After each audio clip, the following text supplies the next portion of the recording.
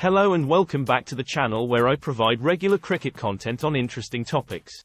Today's video is the culmination of two videos where I am running down who I believe to be the best fast bowlers of the 1990s. I have been digging into the players' records, best performances and X Factor. This video will run down the top 5, so the bowlers who terrorized batsmen most in the 90s. As with the first video, they must have taken 100 wickets in the decade, so that rules out bowlers like Malcolm Marshall and alike. Now that's sorted, shall we get started? Number 5, Wakkara Yunus. If anyone has seen my Akram vs Wakkara Yunus comparison, you will know my opinion here. For me, Wakkara's career is a tale of two halves, making it hard to judge where he sits in a list like this. For the first couple of years of the 90s, Wakkara was an absolute destroyer of teams. You could make the argument that from 1989 to around 1992 he was the greatest ever. The ICC rankings indicate that also. He sat around 900 points for the majority of this period, a level that greats of the game have only briefly touched. But then after injuries and internal conflict, the pace and performance began to drop. Despite the drop in form towards the latter end of the decade, Wakkara took 273 wickets at a very healthy average of 21.7. He was still a decent bowler in the later part of the decade but nowhere near his peak. So if I judge the decade as a whole, I think number 5 is fair for the mighty Wakkara. Number 4, Alan Donald. Alan Donald was a perfect mixture of technique, aggression and athleticism. Utilizing one of the most pure bowling actions this side of Brett Lee, he would steam in over after over to dominate batting lineups.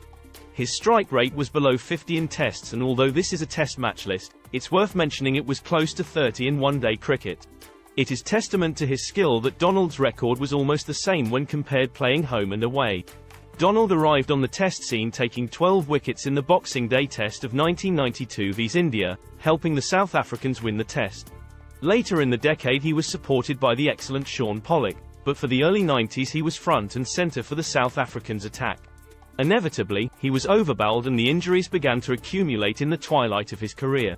Injuries aside, Donald still took 284 wickets at 21.8 over the course of the decade, and his record and skill makes him a worthy number 4. 3. Glenn McGrath. Out of all the Australians I hated growing up, McGrath was number 1. To be honest, he still is annoying to me, constantly predicting 5-0 Ashes wins. But that hatred aside, it is impossible to disregard his achievements or ability on a cricket field.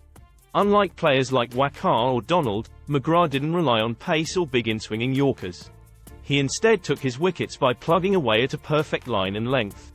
He would bowl for spell after spell, targeting the corridor of uncertainty outside a batsman's off stump.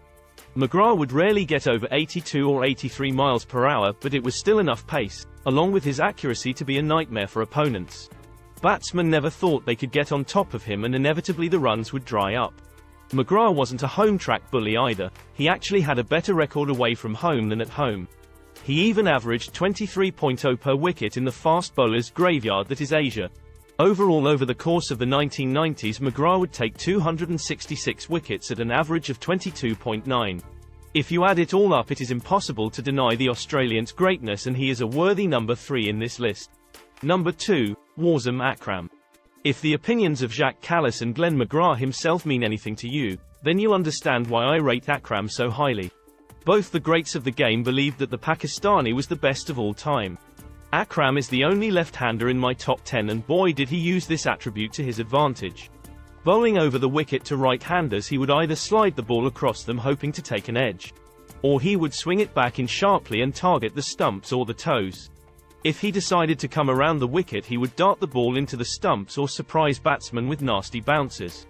Akram came in off a short run-up, always disguising the ball with his other hand. This is a trick which the great Imran Khan first showed him, if I recall correctly.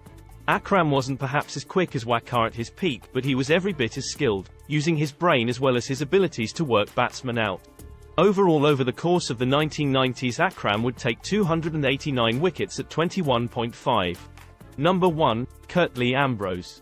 A giant of the game in every sense, Curtly Ambrose was the most lethal pace bowler of his generation. Ambrose was one of those players who was blessed with genetic gifts and then fine-tuned his career to make the most of them. He stood 6 feet 7 inches tall and released the ball from almost 10 feet high. This meant that Curtly was able to extract bounce and movement from even the most docile pitchers. In a career littered with staggering performances, taking 7 wickets for 1 run during a spell in Perth is probably the most stunning. If there are any viewers disagreeing with Curtly being the #1 fast bowler of the decade, let me hit you with some stats. Firstly, he took more wickets than any other with 309. Next, he had the best average of them all, being 20.14. Still not got you convinced?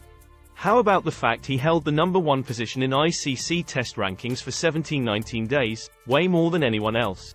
This chart shows his dominance, maintaining either the #1 or #2 ranking for the entire decade. Overall, the giant from the Caribbean for me is a clear #1 from the 90s. You could even make the argument that he is the greatest of all time. But perhaps that is for another video. So, what do you all think?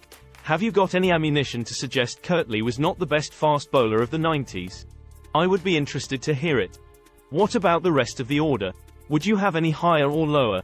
Please fire away in the comments if you do. Thanks so much for watching.